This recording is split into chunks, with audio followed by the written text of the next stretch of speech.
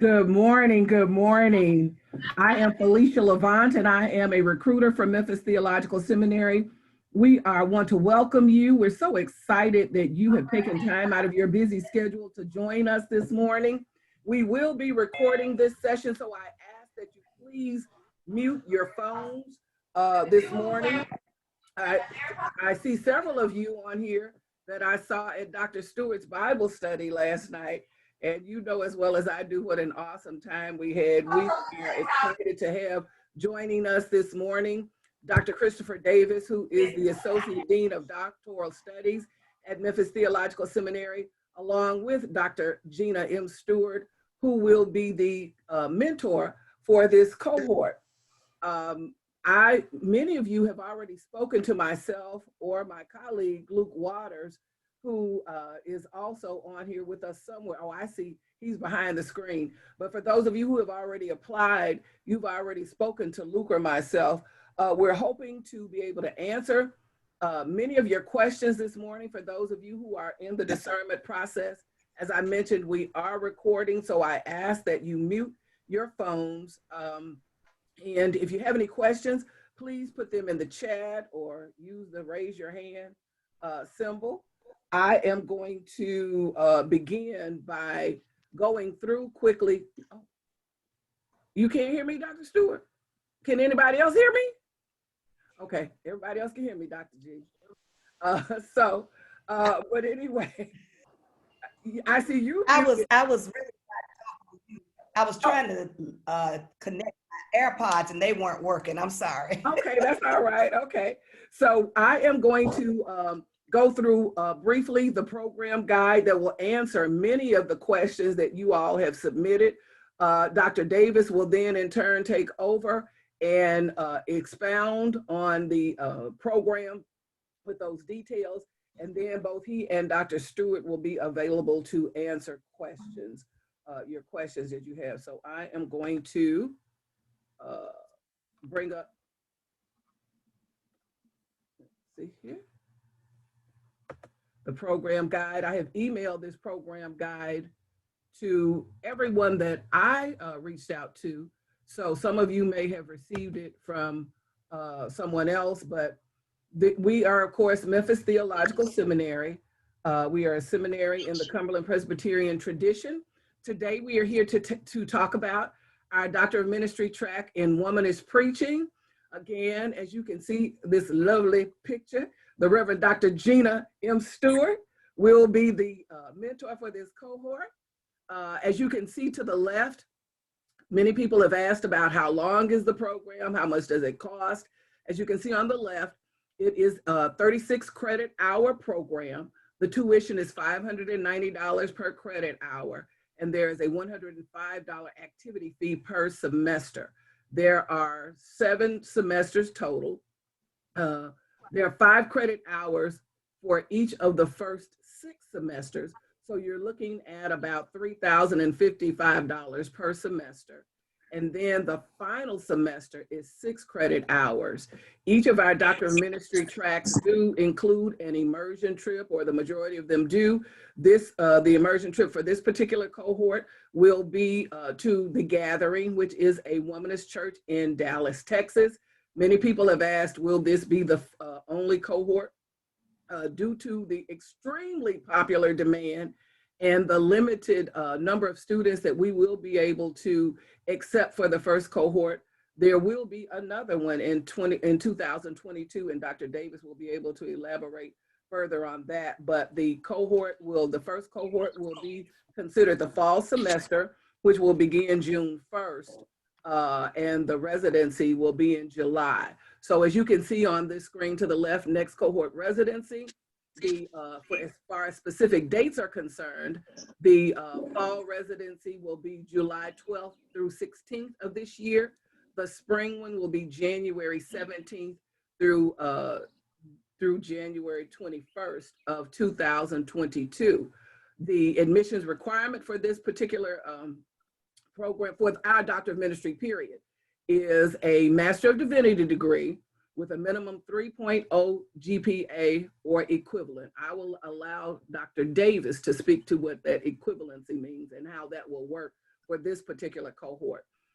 It will be necessary to complete the DMin application, which is on our website, and we will share how to get to that at the end of the session. We require official transcripts from all undergraduate and graduate institutions that you have attended. And so one of the things I've noticed on many of your transcripts is you have had transfer hours in to your undergraduate programs, but we will need transcripts, you to order transcripts from each of those institutions.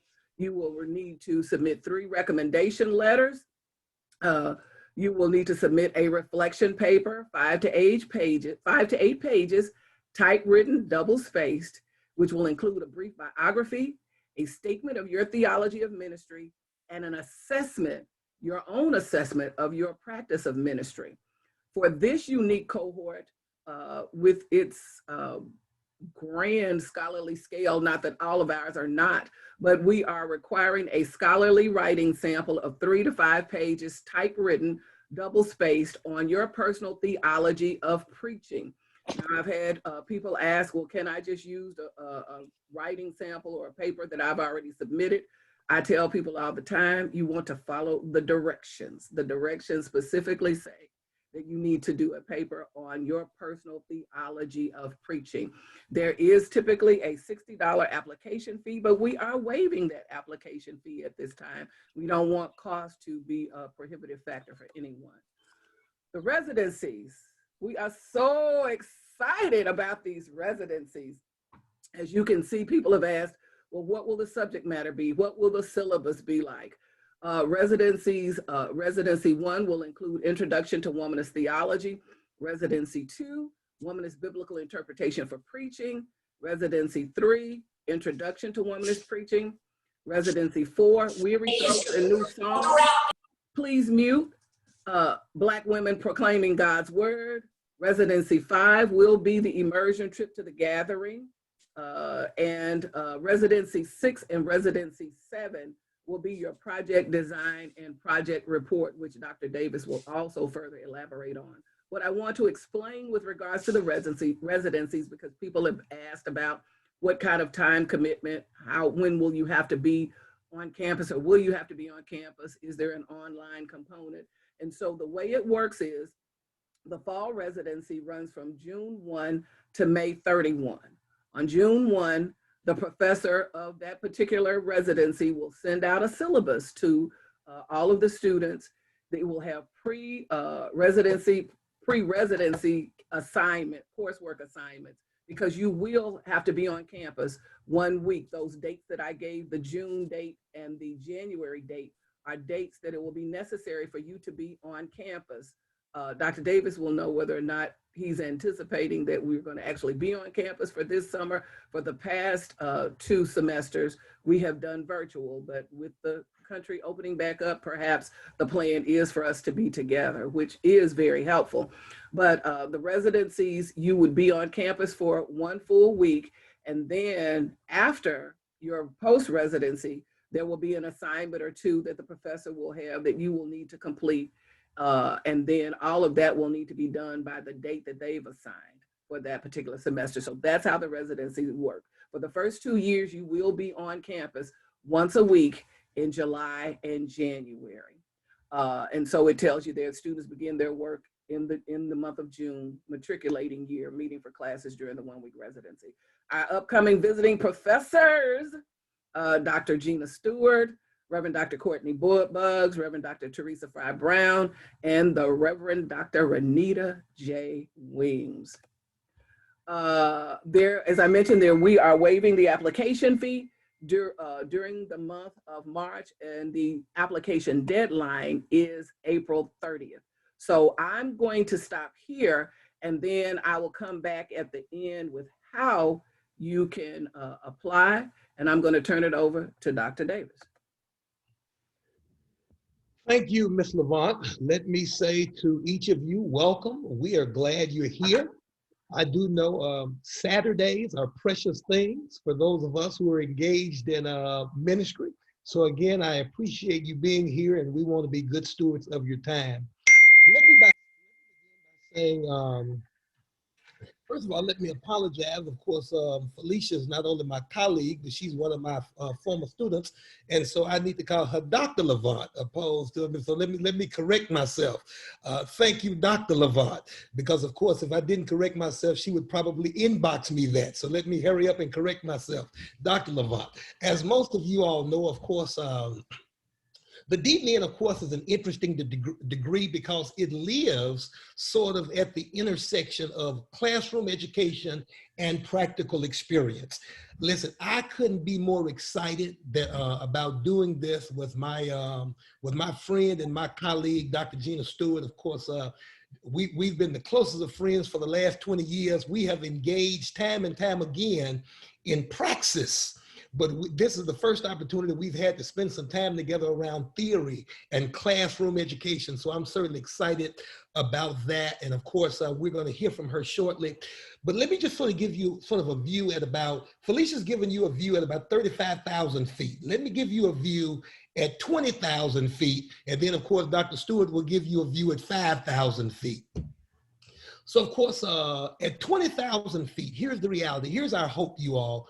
We are looking to improve practitioners' understanding and skills in homiletics. We are looking to build upon the work you've already done and improve your skills around preaching. But beyond that, here's where it gets wonderful. Beyond that, we want to, how shall I say, we want to foster a discovery of both a personal and pulpit hermeneutic, but we want to do so, you know what I'm saying, through the lens of womanist theology. Of course, this will be the only this is the only program of its kind in the country. And so we are excited about this. But not only do we want to do that, we want to add something else. Now you're probably thinking, what else could you possibly add? Well, we're going to nurture your competency in terms of your ability to preach in a variety of contexts. And there's no one in this country better suited to do that than Dr. Stewart. I mean, she preaches, you know what I'm saying, in everything from mega church to storefront. So she certainly understands what it means to preach in a variety of different contexts. Now, so let me say this, what's going to happen? We are going to be intentional, you all, in fostering both an introduction and an exploration of womanist texts that will place you all in conversation or in dialogue with cultural assumptions and sort of practical experiences in terms of ministry. Of course, all of our professors are wonderfully skilled in that. Your lead mentor, Dr. Stewart, is of course skilled in that. So it's gonna be a wonderful, wonderful journey. Now, some of the things that I heard Dr. Levant say that I'm going to speak to. Well, first of all, let me speak to the timeline. This program is technically 7 residencies, which is 3.5 years. It's possible to complete the program in 3 years. That will all be dictated by you. Now, can you finish it quicker than 3? No, but you can finish a semester early.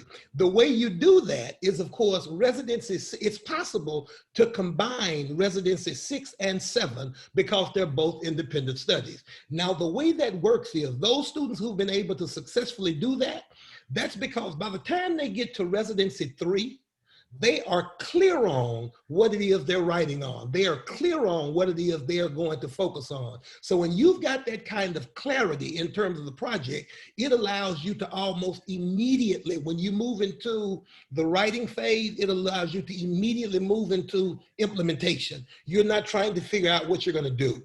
So your semester, moving into residency 6, your semester will end in October. The new semester will begin in December. But here's the catch. If you come out of residency 5, ending in October, and you're clear on what your implementation is going to be, if it were me, I wouldn't wait on the program to green light my implementation in December 1. I would get started in November. So now you've got a 30-day head start. So when you actually register for residency 6, you're already off and running in terms of implementation. So by early to mid-January, 1st of February, you're done with implementation. Well, the minute you finish implementation, guess what you can do? You can start writing up your project. So now all of a sudden, you've got February, March, April, you've got a legitimate 3 months to write. Now, for those of you who are more gifted writers, that will be more than enough, enough time to write up that final project. So you're set for a May graduation. So you finished up in 3 years. For those of you who write like me, you'll say, who have to go back and proof and proof and proof and proof again, take full advantage of that additional semester. So that's the way that sort of works.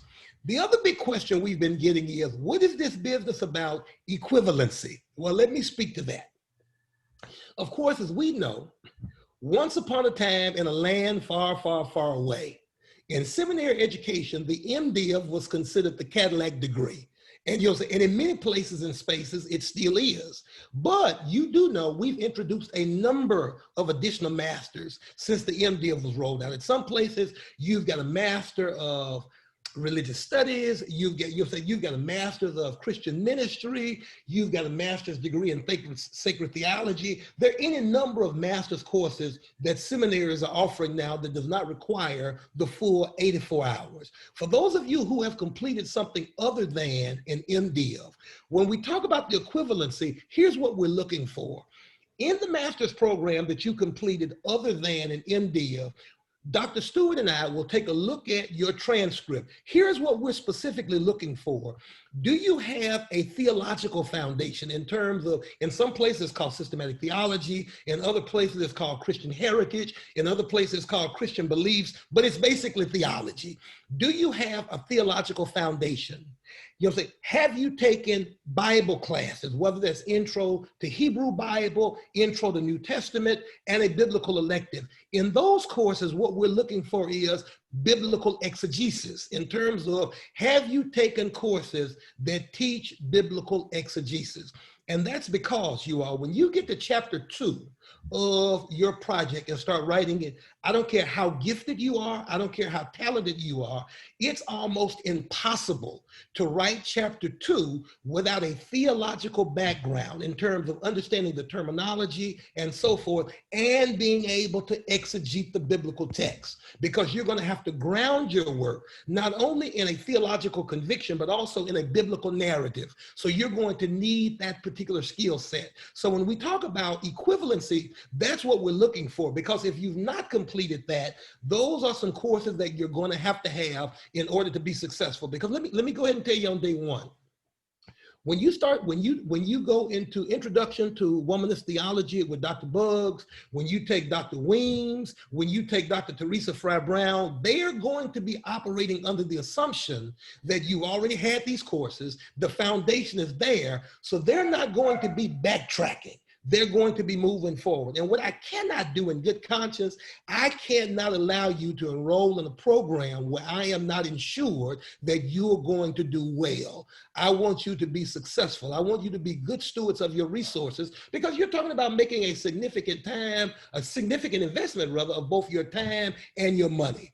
And so, and again, look, it took a whole lot for me to convince Dr. Stewart, with everything else she's got going on, to take this program on. So I have to make sure that I admit students who have every chance of being successful, because she's already told me, Chris Davis, I'm not going to let you attach my name to know anything. So I've got to make sure that you all, that you're going to do well, and then you are going to serve her well. She is going to be proud of this particular cohort. Now, let me say this.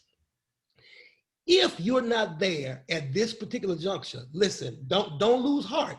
We have gotten such a tremendous response that we go into this cohort knowing that in a year, we're going to have to recruit another cohort. So if you already know on the front end that you need some strengthening work, some additional work in the area of theology or in the area of Bible or exegesis, listen, email me, email Dr. Levant. We can tell you what you need to do in terms of preparing you to be successful in this program. So we'll just take a year in terms of preparation, get you ready, and you will be a part of that second cohort. So all is not lost if you are not admitted in terms of this first cohort, because I want you to be in the program as bad as you want to be in the program. We've just got to dot all the I's and cross all of the T's to make sure you will be successful. I think I've sort of answered all of the questions right now at about 20,000 feet. So now I'm going to defer to Dr. Stewart so she can share at 5,000 feet, and then we will entertain whatever questions you may have. Dr. Gina Marcia Stewart, it's in your hands. Thank you, Dr. Davis, my friend of 20 years, my lunch buddy and all of that. First of all, let me applaud you for offering this program. I am extremely excited to have been invited to be a mentor for this DMin program, the only one in the country, and also excited about it because it is a track that is specific to womanist theology, womanist preaching, a womanist hermeneutic, and you have some of the premier theologians and scholars who are teaching. Dr. Renita Weems is a pioneer and a trailblazer, as Dr. Levant mentioned earlier. She's conducting a Bible study for me, and anytime you have an opportunity to sit under Dr. Renita Weems, you want to do it. That's for male and female. Dr. Teresa Fry Brown, of course, needs no introduction. She is esteemed and one of the premier. In fact, those of you that may not know, I see some folk on here from Emory. She is the Bandy Professor of Preaching at Emory University. Is that at Candler School of Theology? That is no small thing. And then, of course, Dr. Courtney Buggs is a name that some of you may not be familiar with, but trust me when I tell you, when you encounter her scholarship, you will never be the same. So you have premier professors and scholars that are leading this. And this is really, for me, the fruit of a dream. Dr. Davis didn't realize this when he invited me to do it, but it's the fruit of a dream. I always have felt as a woman in ministry, and particularly a woman pastor, that I have a stewardship to women. And this is one of the ways that I can honor that commitment to women. And it's legacy for me. This past week, I celebrated 26 years, not celebrated, but this past Monday, what was the 4th? What day was the 4th? Last Thursday, I believe, was the date when I was elected to serve my home congregation at Christ Missionary Baptist Church 26 years ago. And for certain, while I view myself primarily as a practitioner, I do have an appreciation for trained preachers and for scholarly preaching. So this is the big words for me. I'm looking forward to this. I've served alongside Dr. Billy Curtis for several years. We were faculty mentors at United Theological Seminary.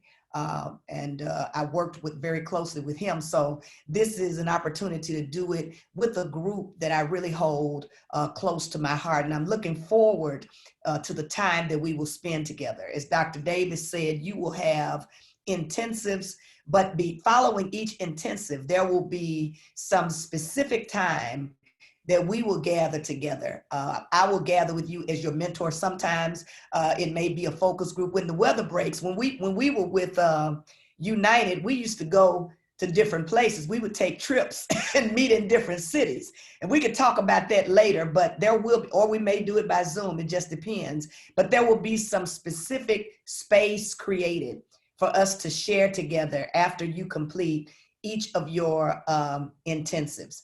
And I'm just looking forward to it and excited about who's going to be in this first class, this inaugural class. I see a number of people on here that I do know personally and that I am Facebook friends with.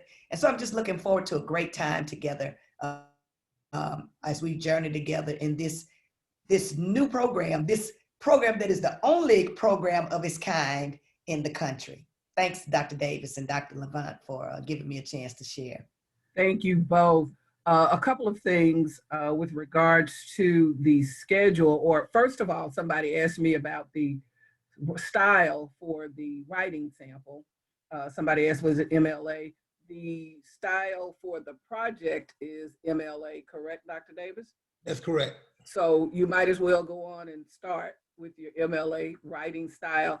As far as scholarly, the professors that will be teaching, I want to acknowledge that not only are Dr. Davis and Dr. Stewart, they are so committed to scholarship. They both currently have their DMins. However, they are also both on the cusp of earning their PhDs themselves. So they are that committed to scholarship. Look at him about to pass out.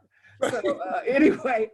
And that's why, and Dr. Levan, can I say, that's why you know he's my friend, because I'm in the middle of comps. Yes. Right now. Yes, yes, that's how committed they are to one another.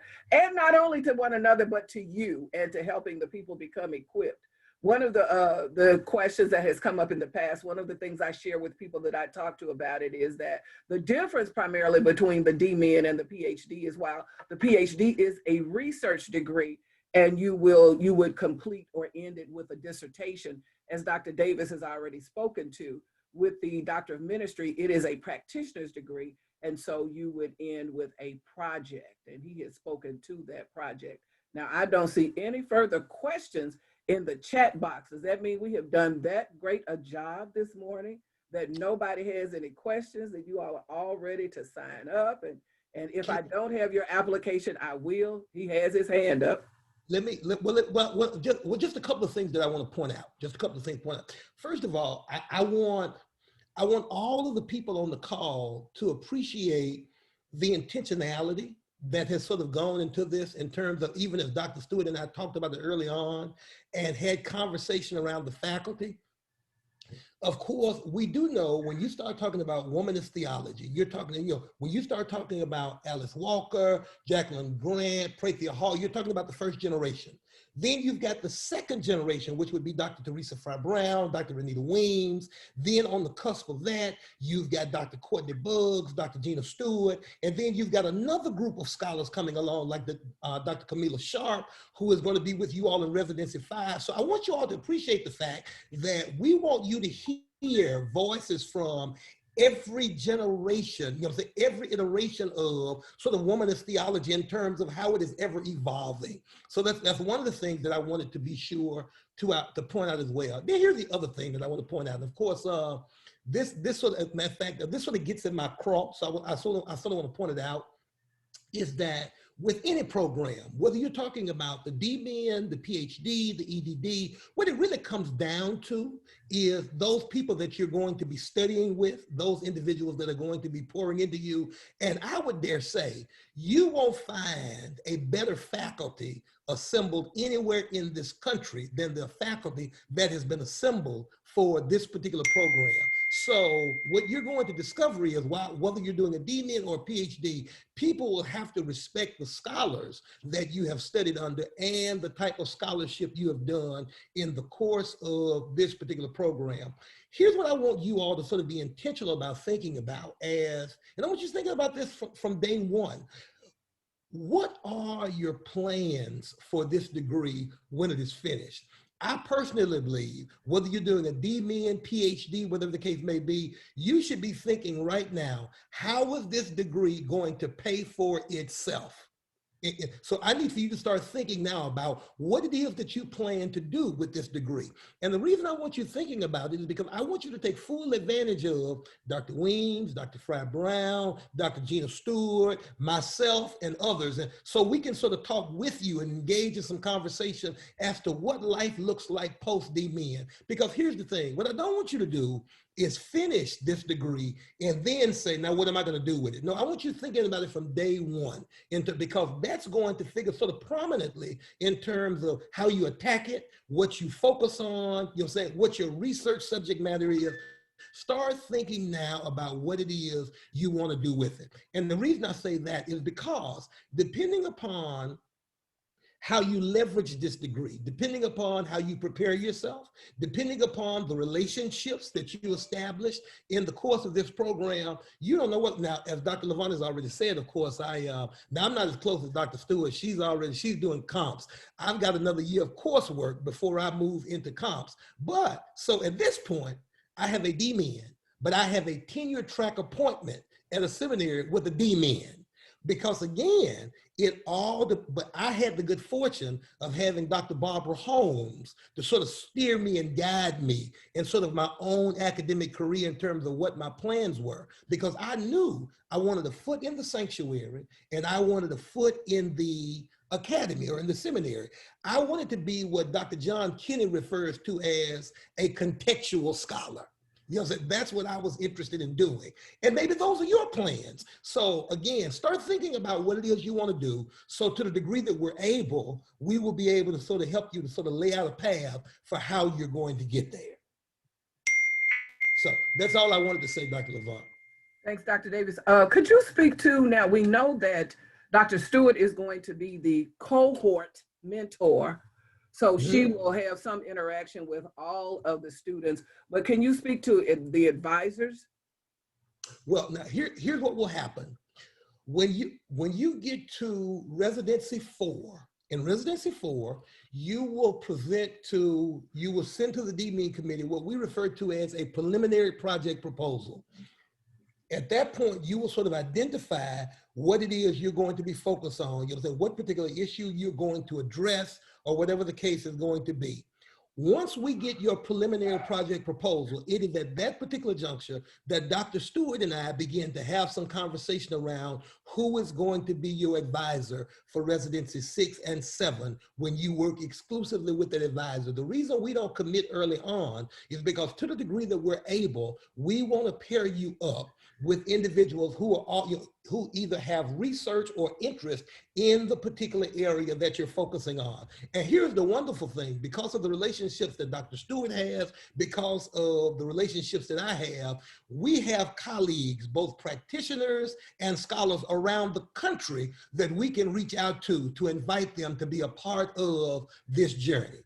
Now, many students come into the program already having some idea as to who they want to work with. And if that's you, that's fine.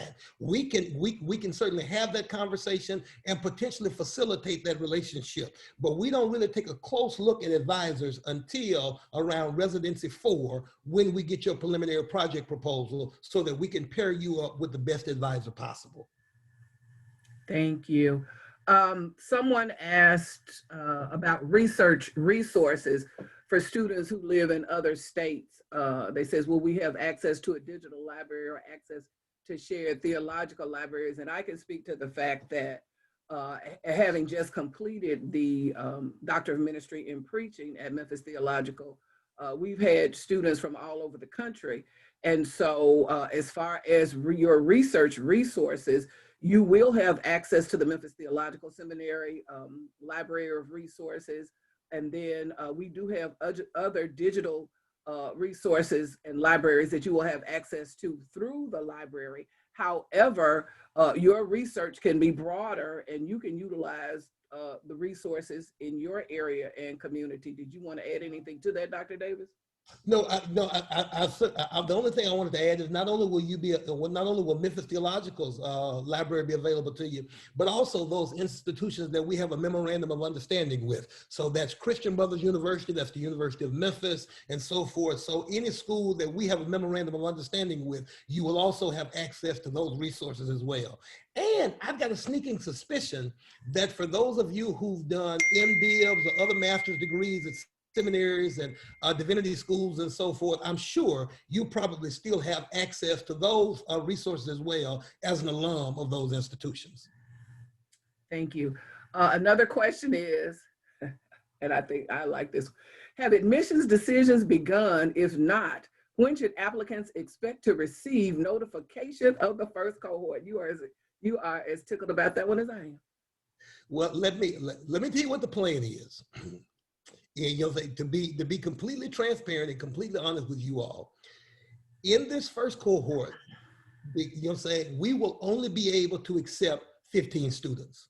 And what we've agreed as an institution, as an admissions team, we are not going to look at applications for admission until we have arrived at the application deadline, because we want to be able to look at all of the applications at one time. So you should not anticipate hearing from us other than we've received your completed application until after the application deadline. But this I can say, we begin the process of looking at them as soon as they come in. So once the application deadline has expired, it won't be another 3, 4, 5 weeks before we make a decision, because we've already begun the process of looking at those.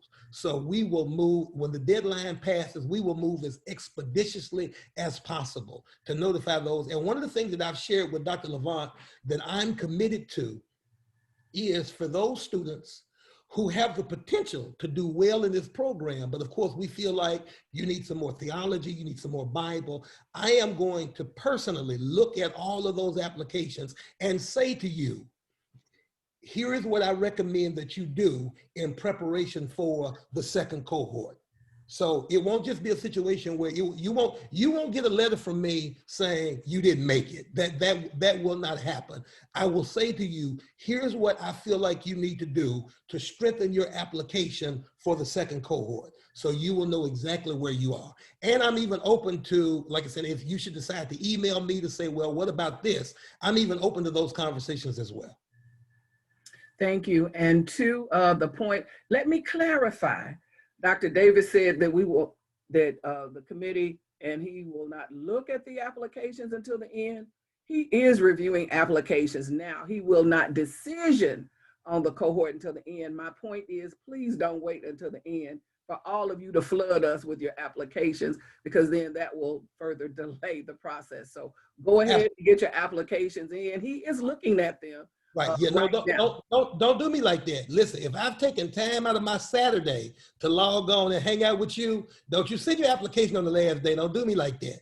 God doesn't like ugly. Don't do that. Don't do that. It's one of me. It's a bunch of y'all. Don't do me like that. Amen. Any other questions before I move on to what the next steps would be for those of you who have not begun your application? Look at that. Well, what a wonderful, I'm so glad to know that we've covered your questions. So with that in mind, oh, that's not where I want to be. I want to be there. So as I mentioned, there is no application fee. The application deadline is April 30. And so we will be looking to receive applications from those of you who have not submitted. Let's see here.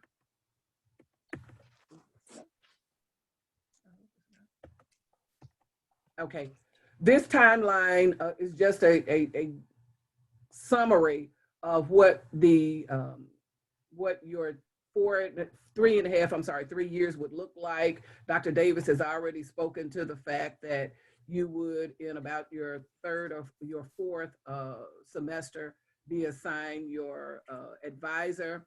And all of this information as to how the timeline works, you would receive a DMin handbook. When you, Dr. Davis, will they receive that before or after orientation, the DMin handbook? They will receive as soon as they receive a letter of admission of their status, if they're admitted to this initial cohort, the handbook will come within a day or two of that letter. Wonderful. So they can start familiarizing themselves with the handbook. Felicia, if I could clarify one thing on this timeline, just so you all will know. Notice when it says July Intensive Residency 1, Core Course, and Peer Group, what that is, of course, is that core course is the 1 week face-to-face that you're spending with your instructor. Where it says peer group, that's, you know, saying when Dr. Stewart said that she will look for times in terms of you all to be able to interact and intersect, that's what that refers to. And then, of course, when it says peer group online between July to November, when Dr. Stewart said that she will check in with you all after your face-to-face residency, that's what that refers to. When you see peer group and peer group online, that's those mentoring moments with Dr. Stewart. Thank you. And with regards to the preliminary project proposal and digital portfolio, and talking about the faculty advisor being assigned, you've already spoken to that. And then the other thing that we wanted to share is, as you have already said, that it's, and one of the things you shared with our DMin cohort that I found to be particularly helpful, and you've alluded to with this group, is that once they have an idea of what they want their project to be, as they are in the various intensives and in the various semesters, they want to be making note of those types, the information that could be helpful to building their project, so that by the time they get to research, they have already begun to build that and they already have that in place. So one of the things I share with people, for instance, when I did my DMin project on bridging the chasm between church and community, that in my second semester, we had Dr. Martha Stewart, and we did preaching in the local church. And one of the things we were required to do was an assessment. What? Martha Simmons. Martha Simmons. Ooh, Lord, thank you. Please, thank you for correcting me. I'm thinking of Dr. Gina Stewart and Martha Simmons, but yes, Dr. Martha Simmons. And so we had to do an analysis of the community where our church was located, as well as an analysis of the church. So since I was doing my project on that intersection between church and community, that information in the second residency, I was able to utilize that. And I was thinking about that as I went through my various residencies. What can this information and what information from the residency can ultimately help me towards my final project? Is that correct? That's right. And what we will do is we will give you little tips along the way. As a matter of fact, I was raised by my grandparents, and I had a grandfather who said, why work hard when you can work smart? So we're going to give you tips along the way in terms of how you work smart, so it won't be so hard as you go forward. I mean, just because one of the things that, something that we never think about is, of course, when you get to chapter number 2, chapter number 2, in terms of, for all practical purposes, most of us refer to it as a lit review. Now, if I were you, and I knew that that was going to be the case, as I was reading my textbook and various books and so forth, and I knew that this was going to wind up in my final project because it was helpful, what I would do when I finished reading it is I would write down a paragraph about why this book is helpful in my project, and I would just save it. And I would sort of keep a running Word document, because when you start writing and get to chapter number 2, you will simply cut and paste and place that in your document as your annotated bibliography, and you have already knocked it out. So we will share little snippets like that along the way to help you work smart while you work hard. Amen. And that was a blessing to me when I got to the end and needed that 200 pages, Jesus. All right. So let's see. Third year, that's when you will you will run into your June intensive, and that will be the immersion trip. And Dr. Davis has already spoken about residency 6 and 7. My particular cohort was one of those that we did combine 6 and 7. By the grace of God, we were able to finish that. And the significance for us of doing 6 and 7 at the same time is because Memphis Theological Seminary holds graduation in May.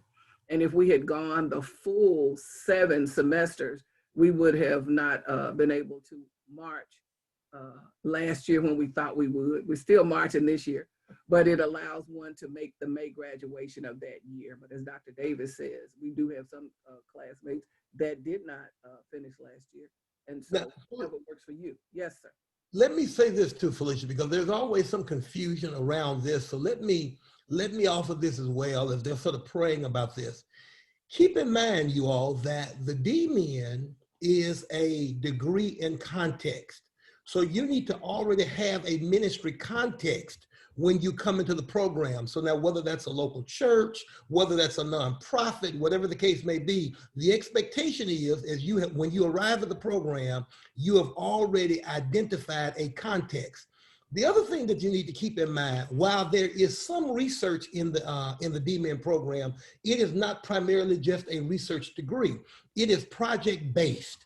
And so the way I normally try to explain that to students is, even now, you need to be thinking about a particular issue, a particular concern, for lack of a better term, a problem that you are going to address with your project as you move through this program. Because once you put forth this idea, this theory, this approach, one of the things that you're going to have to do is you're going to have to test it. You're going to have to test it in that particular context. So I need for you to be thinking about now what particular issue or that you're going to address, what particular problem, and you're going to do it through preaching, but not just preaching, but preaching the biblical text through a womanist lens. So I want you thinking about that.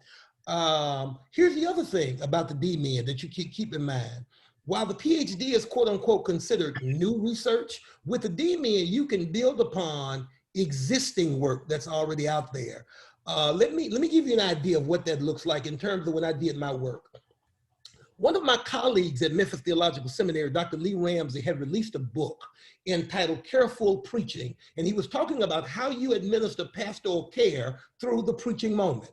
I thought it was a good book, I really did, but I did not think the book took into consideration my particular cultural context. If I could just be blunt, I just said, you know what, that works for white people, that doesn't work for black people. If this is gonna work for black people, this is what you're gonna have to change. So my project really sort of built upon the work that he had done. I looked at his work and said that it was not culturally sensitive. And so I sort of focused my work on that. For those of you who are familiar with Dr. Frank Thomas, when you look at his work, they like to never quit praising God.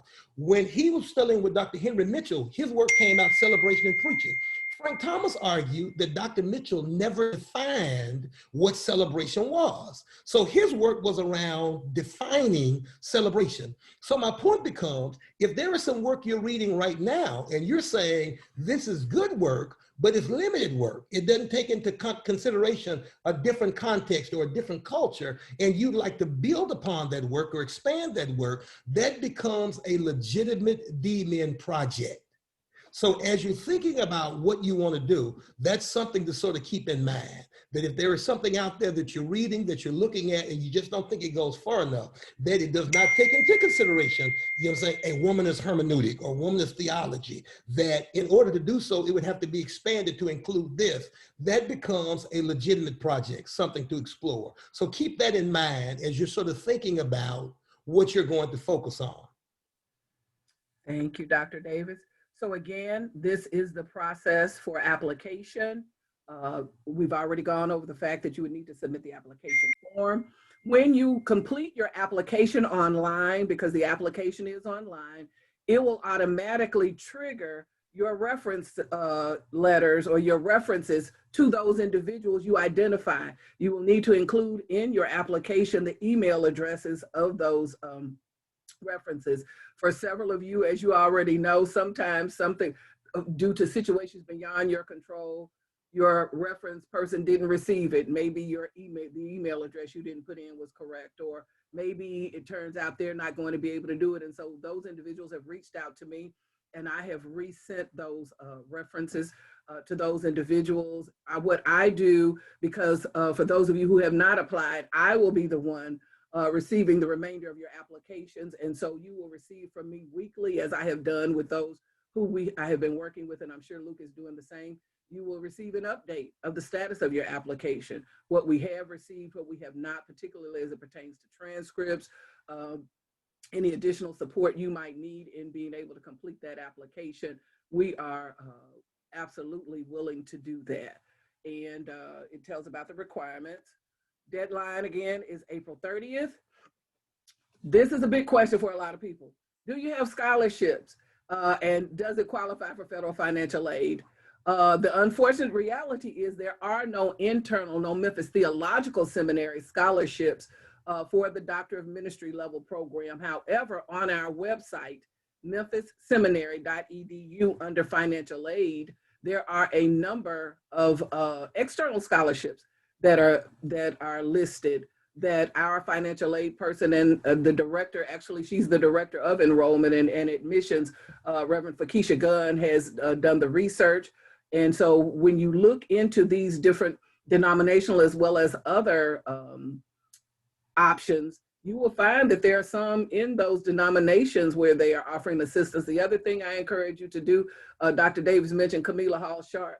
Camila is my good friend. We graduated from Memphis Theological Seminary together with our Master of Divinity, but she is a master at researching and Googling and finding money. So there are funds out there. I tell everybody, get you one good essay and just go for it. Look for those funds, but we do not offer an internal scholarship, but there are external scholarships that we have identified, and you can find those on our website. It does. This is what the financial aid page will look like on our website, and and the Doctor of Ministry degree does qualify for federal financial aid. So it does qualify for a student loan. Why are you smiling like that, sir? You gonna pay for everybody's degree? Well, no, I'm just laughing because, of course, I don't know if this is for DMin students or not. I know it's for master's students, but I do know we have the Dr. Gina M. Stewart Scholarship at Memphis Theological Seminary. So, of course, I don't know if it's for DMin students or MDM students, but I do know it's one of the scholarships that we offer. It is for master's students. Dr. Stewart might decide she wants to reevaluate and expand that. But for right now, it's only for master's students. But again, the Doctor of Ministry program does qualify for federal financial aid. We've already talked about all of this. Oh, we do have, not only can you start your application online at memphisseminary.edu, there is an app. One of the advantages of doing your application through the app is, let's say that you start the application and you get interrupted and you don't have the opportunity to complete the application in full. Well, if you begin your application online, you would have to go back in and start over again. If you do it through the MTS Connect app, you can go back where you left off and finish it. So we encourage you to use the app, but if you prefer, you also see the website address down at the bottom, www.memphisseminary.edu. That's me in my summer hair color. And Luke, that's our contact information. We encourage you to follow us on social media. You will now, those of you who have submitted applications, not only applications, but those of you who have inquired about the program, we will be adding you to our mailing list. So you will continue to receive information about the different opportunities, learning particularly opportunities that we have available. For instance, I shared with all of you in the email that I sent out about this particular session about Dr. Stewart's Bible study. We also have something called Sunday Seminary, because one of the other questions that we've gotten is it possible to audit this program? And Dr. Davis could speak to that more if he would like, but the bottom line is, at this point, it is not an option, but we do offer other learning opportunities at Memphis Theological Seminary for those who are not able to enroll in this particular program. You got anything else to add, sir? No, just in terms of, and I do know, and as you mentioned, a number of people have asked about auditing, but the challenge with that becomes, of course, post-residency, well, pre-residency, of course, there will be a significant reading and work post-residency. So we've since decided that the only part that you could potentially audit would be the face-to-face 1-week residency, but that would not be fair to the students in the cohort or the professor, of course, if you had not already done the advanced reading and so forth. So rather than sort of creating those type of challenges, we've just decided that we're not going to offer it as an audit. Thank you. All right, so that is that. Oh, I see 5 questions in the chat. Let's see. Hearing from both Dr. Davis and Dr. Stewart share they're enrolled in the PhD. Can they share with us their why? Why are you all doing PhDs now? And was that for next steps? Is the DMin not sufficient for your, oh, this is good. Is the DMin not sufficient for your personal and professional goals? Would you like to go first, Dr. Stewart, or do you want me to go first? Sure, I'll go first. I enrolled in the PhD program initially because it was a matter of time and opportunity intersecting. Dr. Frank Thomas was actually in Memphis for the installation of Reverend Verzola Law, who is on this call. She was being installed as the pastor of Lindenwood, and he told me about the program, sent me the information, and later, when it was almost time to start reviewing applications, he followed back up with me to see if I was going to apply. And I said, well, I don't know. I was really thinking about pursuing trying to get a degree in executive leadership, an MBA in executive leadership.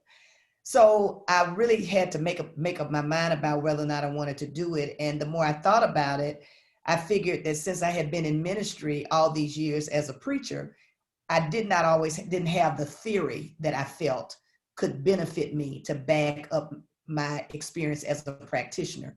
So that's the reason why I enrolled in the program. But as I have matriculated through the program, I have discovered that it is to my advantage. It's been really a blessing because I not only like pastoring, but I don't necessarily want to be full-time faculty, but I do some teaching.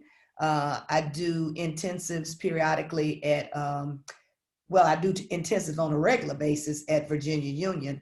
And then I've been invited to do intensive. Yeah, I see a couple of people from Virginia Union on here too as well. I see one person in particular that was in one of my classes. And so it's just really actually been a blessing in so many ways in terms of what I do presently as a pastor. And of course, there's always room to grow in terms of our preaching. But in terms of what I'd like to do post-pastoral, in my post-pastoral life, it has been helpful as well. And I'm a lifelong learner. I see learning as a lifelong journey. And so even though most people would say, well, when are you going back to school at your age? But, I figure if I have the energy and the time and the Lord makes the resources available, I'll take advantage of it. Well, like Dr. Stewart, of course, I have committed myself to lifelong learning, but I also believe I believe the call to ministry is progressive, ever evolving. When I did the DMin, I was clear on the fact that God had called me to serve the church. The DMin was the terminal degree in terms of serving the church, and I was happy doing that. I was content doing that. And an opportunity presented itself for me to do some adjunct teaching and preaching at Memphis Theological Seminary.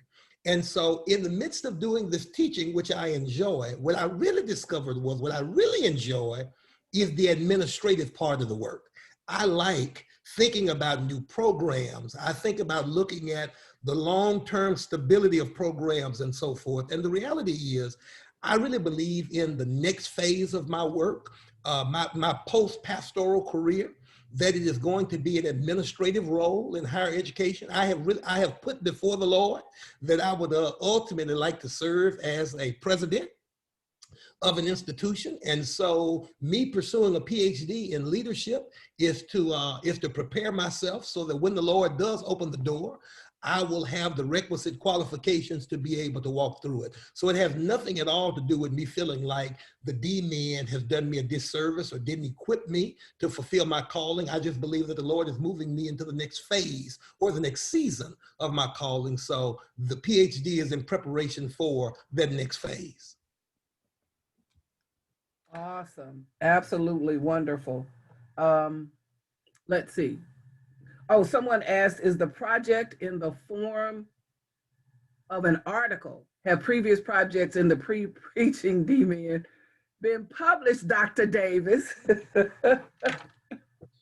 Now, the reason she is saying that you all haven't been published, Dr. Davis, is because, of course, one of the things that I have encouraged many of them to do, is I've read some good projects, is for them to go back and edit their project for publication, because I think several of the students that I've had an opportunity to work with over the last number of years, I think they've written projects that are publication worthy. So to answer your question, in fact, as recently as a couple of months ago, Dr. Robert Harvey, who is superintendent of the Harlem Independent School District there in Harlem, New York. He just signed a book contract to publish his work, which was a revision of his DMin project. So yes, it happens. So again, if you're looking toward publication of your work, I think you should go into your work with that in mind, in terms of writing in a particular area where there is need to add material to the field. As for the project itself, no, it's not written like an article. It is written as a scholarly document. However, it's written, the DMin lives in the tension between theory and praxis. So while it is written as a scholarly document, you're also writing it for a specific audience, those in the church who may be facing the issue that you've addressed, whereby they can read your work. And here's our hope: when you've done the work well, that they will be able to take your work, follow your implementation strategy, and utilize your work in a specific context, be it the church, nonprofit, or whatever the case may be. And yes, there is a market for publishing that kind of work, because for those of you, why you would keep up with SACS and ATS, I don't know, but I am sort of drawn to accrediting work and so forth. And one of the things that the accreditors continue to say is that if seminaries, particularly freestanding institutions like Memphis Theological, if we're going to remain relevant, if we're going to continue to equip students for the work of ministry, that our work must continue to focus on the praxis of ministry. So I think that you all are engaging in this work at a wonderful time, because, you know what I'm saying, clergy and lay leaders alike are clamoring to bookstores looking for books that are not focused on theory, but instead are grounded in praxis. So this is a good time for us to introduce some new work to the market. Thank you, Dr. Davis. In the chat, Luke has given you the links to on the website, how to get to the application, how to get to the financial aid information. I have included Dr. Davis' email address for those who want to communicate with him directly. He does respond to email. If you call him, your voicemail might sit out there for a while, but he does respond promptly to email. Want to thank you all for taking this hour today. We don't want to prolong the hour. If you have any questions, particularly about admission to the program, or any questions regardless about this program, please feel free to email me, and I will, if I don't have the answer, I will get the answer. Sir, what do you want to add? Again, I want to put in one final plug. Again, I want them to appreciate how excited people are about this program. Absolutely. Listen, of course, you can't say that you're serious about preaching, you know, say whether you're talking about studying preaching or, you know, or engaged in the exercise of preaching, and not be familiar with the name Ron Allen. Ron has written more books on preaching than we can keep track of. Retired homiletics professor at CTS. Ron, of course, is going to be adjunct for another program. Ron called me last week and said, Chris, I'm going to be in Memphis teaching the same time Courtney Buggs is going to be there. He says, if I reach out to Courtney and she is okay with it, can we identify some time during the face-to-face where we can bring our classes together? Because I really think my preaching students need to hear some of what she is going to share about womanist theology. And I think they're in conversation even now about the possibility of during this 1 week face-to-face where they're going to team teach a class together during that week. So not only will you get a chance to spend some time with Courtney Buggs, but Ron Allen is going to chime in. And again, you can't say you're serious about studying preaching and not have an interface with Ron Allen. Yeah, because I just bought several of his commentaries last week. As a matter of fact, the Preaching is Justice. What is it? Preaching as Transforming Justice. He's one of the editors for that commentary series. With regards to interest, we already have 15 applications in the pipeline. So it is definitely, there's definitely a lot of interest. However, we still want to encourage you, if you have not submitted and you're genuinely interested. I tell everybody that I talk to, the favor of God is greater than any of all these other man-made criteria. So do not be discouraged.